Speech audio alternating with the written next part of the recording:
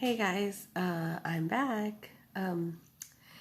So today's video, I wanted to kind of just tell you my story and how I learned what Ro had and all his medical history and just everything that we've gone through till now.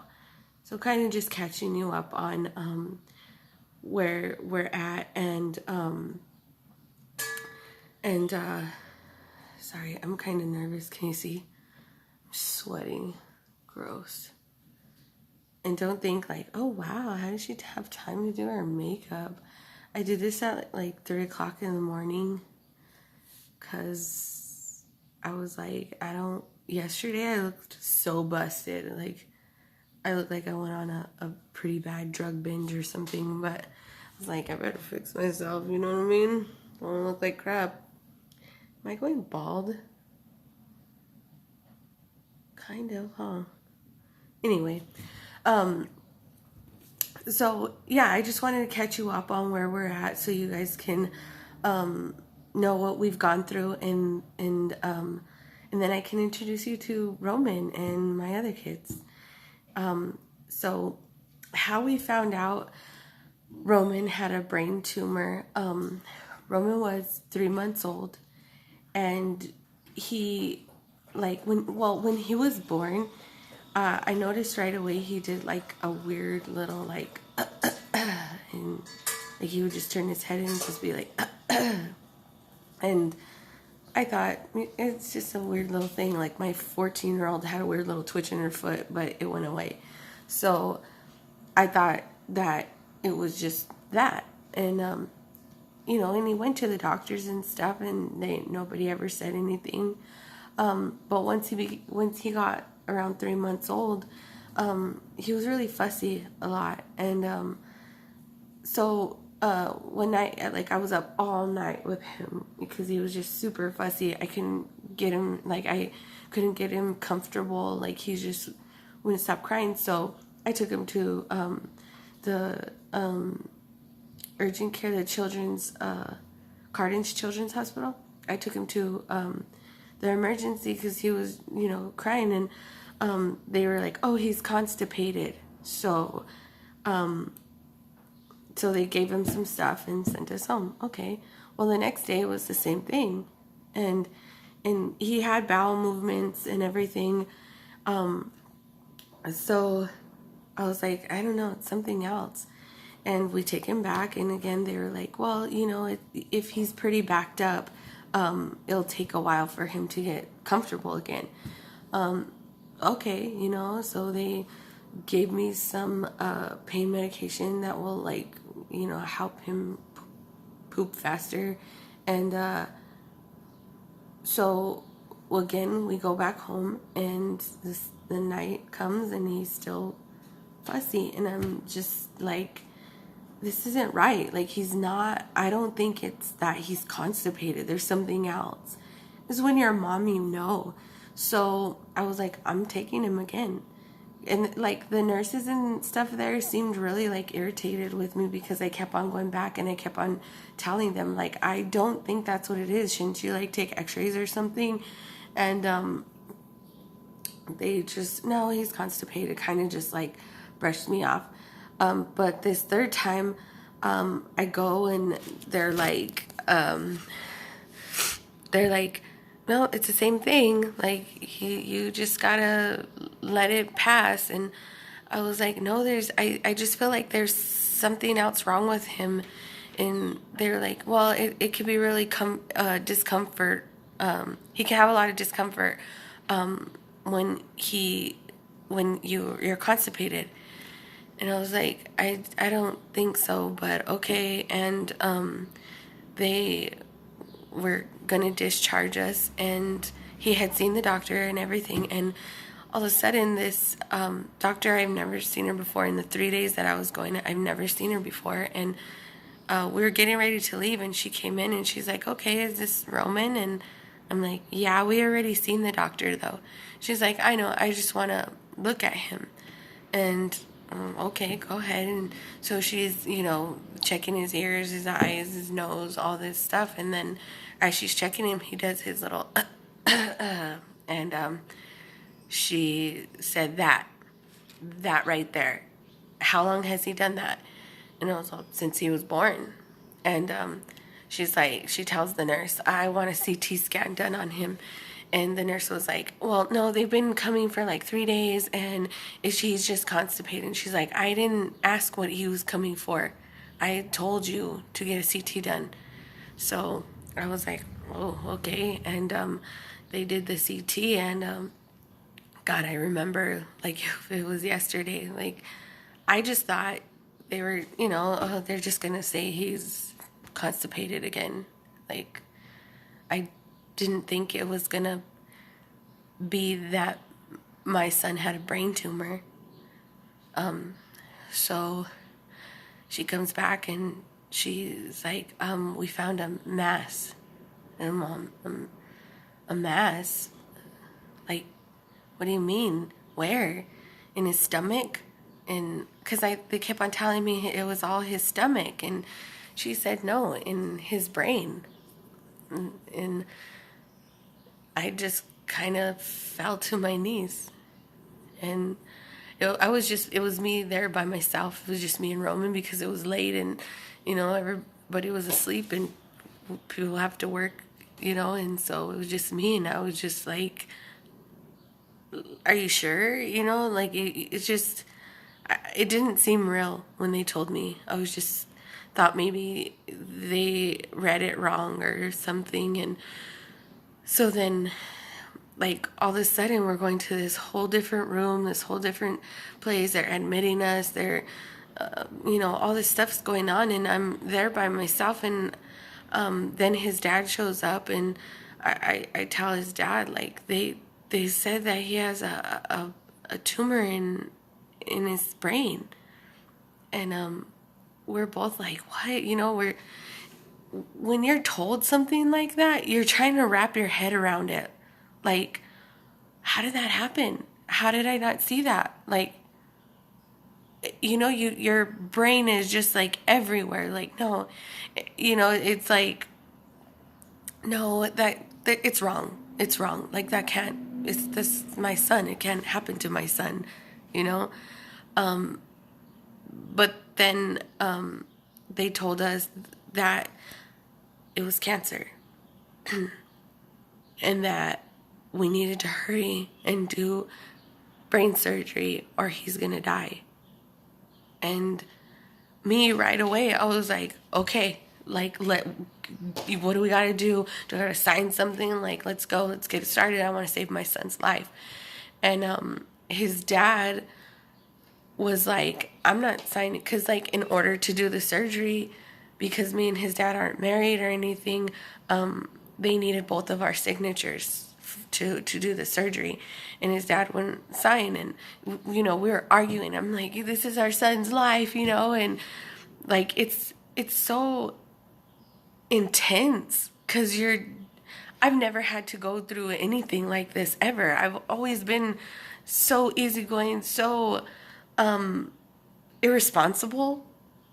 I've never had, like, I always lived life on the edge, kind of, and this, I was just like, what are you talking? We have to do this. And, it's almost like you have to be an adult fast. There's no more playing. It's like at that instance, there's no more playing. There's no more joking. There's no more, it's all serious from there on. So me and him were arguing, like, come on, you have to, it's our son. And he's like, I don't think he has cancer. I don't think he has cancer. And I'm just like, like, what the heck? I'm like, when you're in that kind of situation, like, I almost wanted to kill him. Like, he's lucky I didn't jackknife him in the neck bone, because I was so mad. Like, this is our son. And anyway, so I was talking to my brother, and he's like, hey, Val, I have a friend that I grew up with, and she works at Phoenix Children's Hospital, and she's like head of the oncology, which is like the cancer area. And so he's like, yeah, I talked to her and she said like to go over there, maybe get a second opinion, and they'll take really good care of Roman over there. And I was just scared. Like, I'm just scared. I don't want to, like, what if I move him and he dies? What if I do this and he dies? Like, everything was just so scary for me. Like, it's like your little baby who's only 3 months. He's only been alive for 3 months. Anything, any small move, he can die. Like, that's how I felt. Like, any little thing that I do, he could die, you know? And it's so just overwhelming. Like, I can't even explain the feeling because you have to be in this situation. But so like he made me feel better about, you know, taking Roman over there, because he was like, you know, Phoenix Children's is like the #1 children's hospital in the country or whatever. And so I was like, okay, you know, it wouldn't hurt to get a second opinion. And you know, I didn't want to sit there and argue back and forth with Roman's dad while my son's like dying, basically, because they told us like he's dying, we need to do surgery.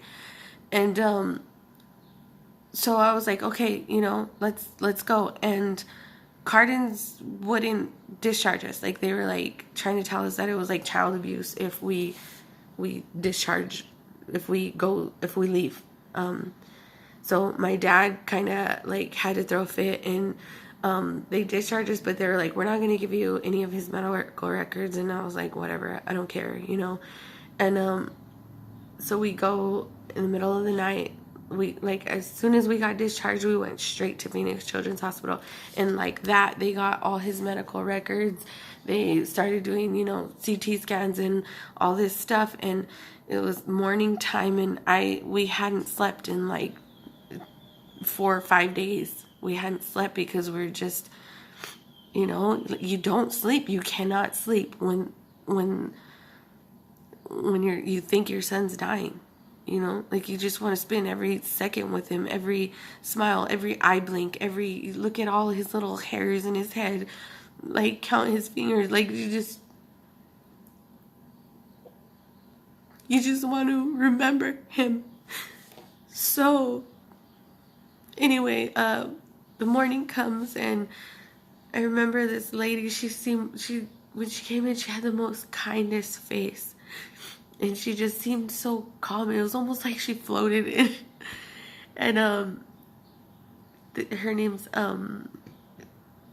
Dr. Bristol. She's the neurosurgeon and the neurologist. And she's sitting, you know, she sat me and Daniel down and was, you know, explaining things, and she's using a lot of doctor terminology. And I wanted to be a nurse a long time ago, so I know like a few medical terminologies. And she's saying hyperthalamic hamartoma, and I'm like, hamartoma, and so I'm like, wait, I, you know, stop her in the middle of her sentence, and I'm like, wait, so it's not cancer? And she said, no, it's not. And me and Daniel looked at each other, and we just like grabbed her and just, you know, like we were holding her and just crying. And so, is he gonna be okay? And, you know, asking all these questions. And so it's called a hyperthalamic hamartoma,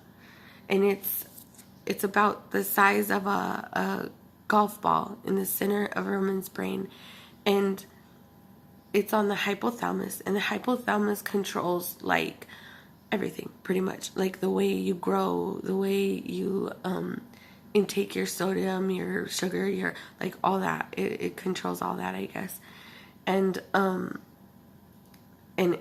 where it was at, it's connected on both sides of his brain, and it was causing him to have seizures. So the little that he was doing was seizures. They call them gelastic seizures, because they're just like a little, like, once he got older, it turned into like a giggle. um but yeah, so he so once we found out everything that like once we were learning how, everything works with the tumor and what's it going to affect and all this stuff, I think it was 2 months that they sent us home finally. And we go home, and things are normal for up until he's 1 years old. And he just started having like a lot of his little seizures, and he was trying to learn how to walk. And it was like he would walk, and then all of a sudden it was like he would forget, like, wait, what was I doing, because he would have his seizures, and he was having up to like 40 to 50 seizures a day. So the doctor was like, we have to do brain surgery. Just, they can't remove the tumor at all, because it's connected to like everything in his brain. So they had to remove it on the part of the brain that was causing the seizures. So on his first birthday, that's what we were doing. His first birthday, he had to have brain surgery. And it was awful. Like, the day before, my sister, because it took forever to grow hair, and he barely started growing his hair, and my sister came over, and we had to shave his head bald, and he hated it. I'm sorry. But, so we shaved his head bald, and he went and had his surgery in an hour. It was like 4 or 5 hours long, the surgery, because he had complications and stuff. He lost a lot of blood. He had to have a blood transfusion, and it's just intense. Like, those 5 hours seemed like months. Like, you're sitting there waiting and waiting, and it's cool because Phoenix Children's, they text you or call you and let you know how everything's going and what they're doing now, and they keep you updated.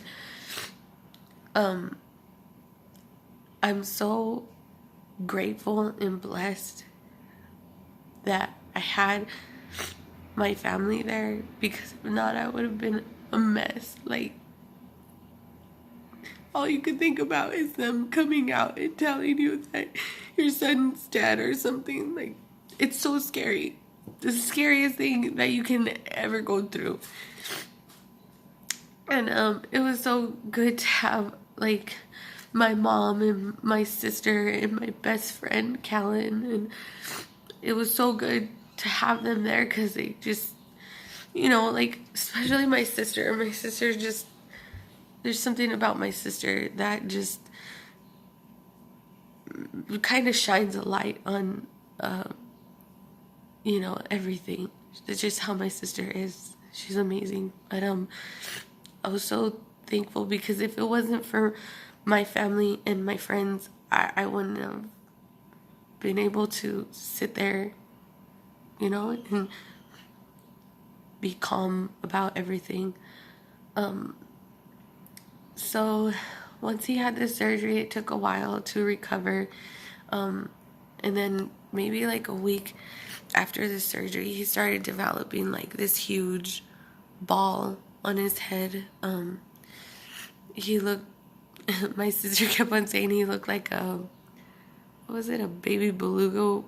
No, I don't know, some kind of fish, because his forehead was like bubbling up. And I guess like when they did this surgery, he got a small fracture in his skull, so the fluid from his brain was draining out under the skin. So they had to put a thing called a shunt, and it's like a little tube that goes into the brain or goes into the area, and it goes all the way down, and like they put it under the skin, so it comes here, all the way down here, and into the intestines. So that's where it leaks out from, like that. And to take the fluid out. So sometimes when Roman cries and stuff, he gets fluid in there, and that's what that thing does. It just drains it all out. And with the surgery, he developed this condition called diabetic insipidus. And what that is that his sodium levels, they don't they're not regular. They can't regulate themselves. So we have to watch what he eats. We have to check his sodium once a week. We have so he gets blood drawn once a week. And he can't have, it's weird because he can't even drink anything. Like he can only drink water or anything with no calories, or but pretty much water. That's it. And he can't even have too much water because it will lower his sodium, and it causes him to dump. Like he pees a lot, especially like at night. He like, they call it dumping. So he'll like dump intensely if he has too much liquids, and so that lowers his sodium. I think that's how it works. So he developed that. He got the shunt, and then we were finally able to go home. And so I was afraid to put him in his crib because he just got out of the hospital. He just had brain surgery, and I didn't want to just, okay, here, go sleep in your crib by yourself alone. So that night, I slept him on my chest, and his dad slept in the living room on the couch, and Savannah was asleep in her room. And all of a sudden, I feel him, like his body like vibrating. And I was like, what the heck? And I look at him, and his face looked like weird, and he was kind of like drooling. And I'm like, Roman, and his eyes started rolling in the back of his head, and so I screamed. I'm like, Daniel, something's wrong with Roman. And so like within seconds, I just remember being in the car, and we're just driving, and I don't even know, like it was all a blur how I got in the car, how whatever, but I felt him, I can feel him shaking the whole time, and then just looking at his face, and then he started turning blue, and then he stopped shaking, and his body went limp, and he wasn't breathing. And I looked at his face, and he looked, and I was like, no, my baby. It was like, I thought he died in my arms. So I screamed as loud as I can, like, God, please, no, my baby. And Daniel, like, kind of like, he slapped the shit out of me, and was like, you know CPR, give him CPR. And I was like, oh yeah, I do. And so I started doing CPR on him, and I can like hear him breathe a little bit. And then we get to the emergency, and I just run. And as I'm running, he's just limp. His body's just like dead. And then I give him, like, it was so weird because like it was almost like everybody stopped for us. You know, like there was a lot of cars on the street, but nobody was moving. That's what it seemed like. And when we got to the emergency room, it was like nobody was there. Nobody was there. And it was almost like they were waiting for us. So I run in there, and I'm screaming like, please, God, help my son, please. He's not breathing. And so the nurse takes him from me, and Daniel runs in there, and I can hear them. They connected him to the machine, and it's like, dee, like, it's the most worst sound you could ever hear. especially when they have your baby. And then you can hear everybody yelling, like, come on, Roman, come on. And I remember looking in the room because I couldn't go in there because I didn't want them to tell me that my son was dead.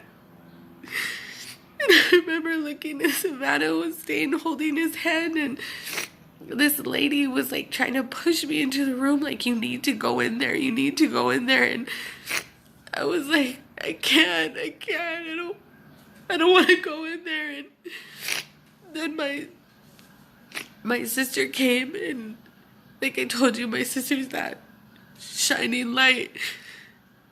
And I was like, sister, like, I just held her and I'm just crying. And then my mom came, and it just kind of like felt better. Then you could hear the little teet, teet, and they're taking him out of the little room that they were working on him, and he looked dead, like on the little bed. He looked like he was dead, and they had to put a breathing tube because he wasn't breathing on his own, and he was in the hospital again for a long time, for like another 2 months, and then he just had a seizure, a grand mal seizure. That's what those ones are called. And it was because his sodium dropped really low, and I guess that's how his body reacts to things now, is that he'll just have a seizure. The worst thing in the world to go through is to lose your baby. And I lost him. Like, he was gone in my arms. But I was lucky and blessed enough for him to come back to me. So after that, he recovered, he did good, and I don't remember, like, we went home. We finally got to go home again, and everything was good for a while. He was doing good. He did have another seizure in the hospital, and it's all because his sodium, like, that's how important his sodium is. And also with the diabetic insipidus, you gain weight, like, you gain a lot of weight. And in Roman 2, he already went through puberty, and he's only 3. They said he has the bone density of a 5-year-old, and he's only 3. And he weighs, like, now he weighs 93 pounds. And it hurts so much, like, when you see kids that are his age and their moms get to pick them up and hold them and throw them in the air and play with them, and I don't get to do that with my son. And I try everything. I do everything. Like, if I throw my daughter in the air and Roman wants to be thrown in the air, I will figure out how to throw him in the air. Like, I want him to feel as normal as possible. Also, with the brain surgery, Roman forgot how to walk. So he doesn't walk. And it's because of his weight also. Like, he weighs, he's a big boy. So it's a struggle to even go to the grocery store. It's a struggle to give him a bath. It's a struggle to even get him out of bed. I mean, they give you things like a Hoyer lift. Like, I don't want to put my kid on it looks like an engine. Like, those cranes that they pull the engines out of the car? That's what it looks like. Like, I don't put my son in that. Like, and Roman hates it. And like a bath chair, they give him a bath chair, and I don't even know how to work this stupid thing. So I just carry him and getting him in the car is hard. but I want him to feel as normal as possible. And he does have like sensory problems and stuff like that. So oh, and recently too, he had another seizure on Easter. On Easter Sunday, I woke him up so he can see his Easter basket, and he was crying, saying that he was choking because he hadn't been feeling good, and he was crying, saying that he was choking, and so I gave him a breathing treatment, and during the breathing treatment, he had a seizure, and again, he like went limp in my arms, and we drove him to the hospital, and it was fine. It was because his temperature was high, but anytime Roman's body goes through any distress, that's how it reacts, is with with a seizure. And he got diagnosed with cirrhosis of the liver, so we have to deal with that. For his puberty, he has to go and get these shots. They're huge shots, and he has to go every 6 months to stop him from going through puberty anymore. But we've been through so much with Roman. And on top of all that stuff, all going through all Roman's stuff, going through all that, I found out I was pregnant with my youngest daughter. And it was like a kind of like a blessing, my baby, because her personality. This is why I named her Veronica, because I knew, like, I always wanted to name like one of my kids after my sister somehow, because my sister means a lot to me, and like I said, my sister just shines a light on everything, and that's why I wanted to name her Veronica, because it was almost like she shined a light on Roman's situation, on our situation, and her personality. Like, anytime anything is like too serious, she'll do something like off the wall to make us laugh. She's just wild, and she's amazing. And Roman, I remember when I brought her home, Roman hated her, but now they're like inseparable. Like, she picks on him a lot, but he loves her, and we have a long story, and that's why I wanted to do this channel, is because I want people, because of Roman's weight, I get judged a lot of how big he is, but it's out of my control. Like, trust me, Roman's only allowed to have 1,200 calories a day. And he can't have juice, and he can't have sweets, and he can't. He can only have fruits, vegetables, meat. That's it. So, it's nothing that I'm doing. Like, I don't overfeed my kid. And this is why I wanted to do this. I wanted to educate people and help people understand that just because a kid is like screaming in a store loud and giving his mom a hard time, it doesn't mean because he's just a brat. He could have something wrong with him, and just because my son is overweight doesn't mean that I let him eat junk food, or let him eat whatever he wants. He has a medical condition, so you never know what somebody's going through in their life. So let's not be so quick to judge. I had this woman come up to me, my very first bad experience. This woman came up to me at Walmart and told me, "Do you know what you're doing to your son is child abuse?"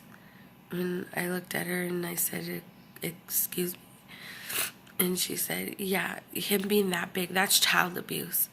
And she went on this whole spiel, and I sat there and I listened, and okay, yeah, And I mean, inside of me, I was like, because I have deep, you could, like they say, you could take the girl out of the ghetto, but you can't take the ghetto out of the girl. Like, anybody who knows me knows that I am not, nobody could just come up to me and say stuff like that. But this whole situation with Roman changed me a lot, and I grew a lot, and it's not the lady's fault. You know, like, she's not, I mean, yeah, it is rude for her to come up and say something like that, but she doesn't know, you know? Nobody knows. And I'm not going to put a sign on my son that says I'm sick. You know, I want to educate everybody.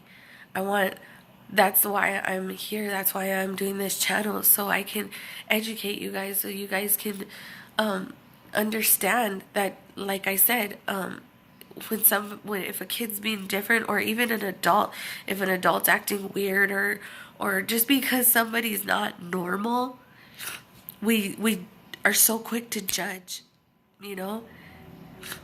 And you just need to be educated. So when that lady told me that, I let her finish, and I told her, "Are you done?" And she said, like, looked at me like, "Excuse me." And I was like, my son was born with a brain tumor that causes him to be this big. And he doesn't eat a lot. He you know, he sees a bunch of doctors. He's on, you know, diet and a bunch of different diets and stuff. So before you go and say something like that to somebody, stop and think about what they might be going through in life. And I walked away. And it felt good, you know, like, not to lie, a little part of me was like, you need to go back and smack that girl. But it felt so much better to just walk away. And now she knows, you know, and hopefully she learned from that. Hopefully she learned, like, you know what, maybe I should keep my mouth shut. Maybe, you know, maybe we should all be a little bit more, not so judgy. Is that a word? You know, and you know what? Nobody's perfect. I used to be super judgy. Like, what's wrong with your baby? You know, like, I used to be just like that. But I've grown so much because of my son, because of everything that we've been through. I've grown so much, and I've learned that, you know, things are just things. But, you know, our relationships with our families, our friends are so important.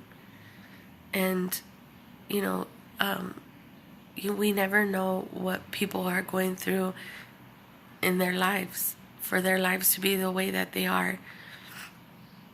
And that's one of the major things that I've learned.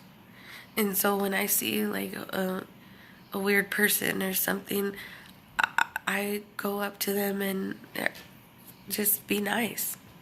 You never know. One day I was having the worst day ever. You know, Roman was having a really bad day, and that's when I found out he had cirrhosis and stuff. And Veronica was not, my baby Veronica wasn't being good, and I don't have help. I mean, I didn't have help at the time, and I was just having a bad day. And this woman came up to me and was like, "Are you okay? Do you need help?" And I said no, of course. But her just asking changed my whole day. It made me happy. And let's do that, you guys. Let's change people's days.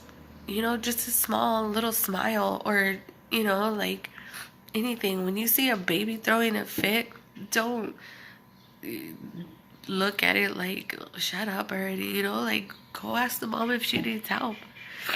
You know, go talk to the little baby. You know, like, let's do that. Let's act like if it was our kid, you know? Because we never know. So I kind of went a little long on this video, but I wanted to catch you guys up to where we're at. And tomorrow you guys will be able to meet my little Roman and the rest of my kids. And you're going to fall in love. I promise. Remember, guys, God doesn't give us what we can't handle. And I love you so much. And let's change the world. Okay? Bye.